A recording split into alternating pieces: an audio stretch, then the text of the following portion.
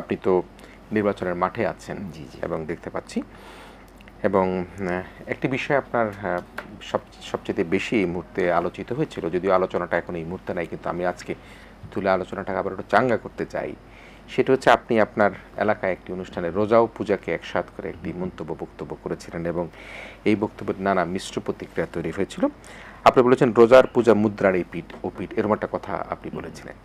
তো তার কিন্তু পূর্ণাঙ্গ ব্যাখ্যা কিন্তু আপনি কখনো দেননি, আপনি কিন্তু বলেননি আপনি কেন রোজা আর পূজাকে একসাথ করে বলেছেন। আপনার কি কোনো বিশ্লেষণ আছে এর মধ্যে দিয়ে মুদ্রার এই পিঠ ও পিঠ বলার? পরবর্তীতে আমি বলেছিলাম ফেসবুকে একটা পোস্ট দিয়ে, আচ্ছা, আমি শুরু করেছিলাম যে মোরা এক বৃন্তে দুটি কুসুম, হিন্দু মুসলমান, মুসলিম তার নয়নমণি, হিন্দু তাহার প্রাণ। এটা বিদ্রোহী কবি কাজী নজরুল ইসলামের একটা কবিতা। এইটাকে বলে, এই উদাহরণটাকে বলে আমি বলছিলাম যে একদিকে হয় হলো আমাদের দিরাই সাল্লার কথা বলেছি আর কি মূলত, কারণ দিরাই সাল্লার সম্প্রীতিটা এমন যেখানে দেখবেন এই পাশে কিছু দূর এই পাশে একটা মসজিদ আছে, কিছু দূর ওই পাশে গিয়ে দেখবেন একটা মন্দির আছে, এটা হিস্টোরিক্যালি। এবং এখানে মন্দিরে ধ্বনি বন্ধ থাকে যখন আজান হয়, যদিও পূজার সময় হয়েছে বন্ধ থাকে যখন আজান হয়। আবার আজান দেওয়ার সময় ওরা যখন আপনার মন্দিরে পুজো করে তখন সকলেই কি দেখবেন সহযোগিতা করছে। এই এনভায়রনমেন্ট ওখানে খুব ইউনিক। এরকমও গ্রাম আছে, আমি গিয়ে পেয়েছি 17টার মতো গ্রাম আছে, একই গ্রামে হিন্দু এবং মুসলমান একসাথে বসবাস করে।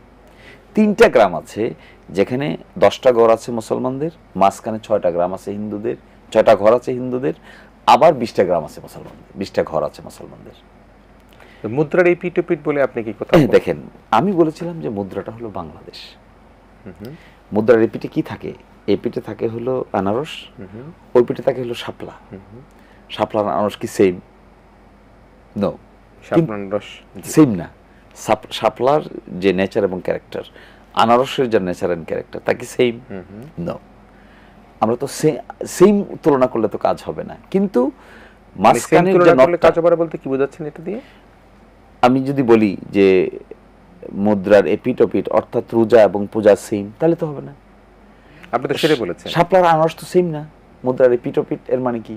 মুদ্রার এপিঠ ওপিঠ হলে কি সেম হলো না? আমরা সাধারণত কি আছে, আমরা সাধারণত মুদ্রার এই পিঠ ওপিঠ বলতে তো আমরা বুঝাই যে এটাও যা সেটাও তা। না, তা তো না। মুদ্রার ওপিঠে কি আছে তাহলে? সেটা আপনি হয়তো বিজ্ঞ লয়ার, আপনি এখন বিশ্লেষণ করছেন, ব্যাখ্যা দিচ্ছেন। না, এই ব্যাখ্যা আমি আগেও দিয়েছি। মুদ্রার ওপিঠে আছে হলো আনারস, মুদ্রার এপিঠে আছে হলো শাপলা। এক তো হলো না। তাহলে কি সম্প্রীতি? সম্প্রীতিটা কিভাবে বজায় থাকে? বজায় থাকে হলো মাঝখানে যে মুদ্রাটা আছে, এই মুদ্রাটার এপিঠ এবং ওপিঠে যাদেরই অস্তিত্ব আছে না কেন, বাংলাদেশ নামক অস্তিত্বের মধ্যে তারা লেগে থাকে। তাহলে বাংলাদেশ মাঝখানে, আমরা এপিঠেও আছি, আমরা ওপিঠেও আছি। এবং আপনি সত্যিকার অর্থে দিরাই গেলে দেখতে পাবেন, সাল্লা গেলে দেখতে পাবেন, একেবারে এই ঘরটা, এই বাড়িটা, এই অংশটুকু হলো হিন্দু জনগোষ্ঠীর বসবাস। 3টা বাড়ির পরেই দেখবেন মুসলমান জনগোষ্ঠীর বসবাস, 5টা বাড়ির পরে দেখবেন আবার হিন্দু জনগোষ্ঠীর বসবাস। এটা কি আপনার ভোটের রাজনীতির অংশ ছিল কিনা? না, এটা কোনো ভোটের রাজনীতির অংশ নয়। এটা একেবারেই হলো, এটা মুদ্রার এই উদাহরণটার কারণে অনেকে হয়তো ভুল বুঝেছেন, কিন্তু পুরো বক্তব্যটা শুনলে কোনো দিনই এটার সেন্স এটা নয়। এটার সেন্স হলো সাম্প্রদায়িক সম্প্রীতিটা, তার ধর্ম তারা পালন করবে, আমাদের ধর্ম আমরা পালন করব, কিন্তু তাই বলে আমরা সম্প্রীতি বজায় রাখতে তো কোনো অসুবিধা নেই।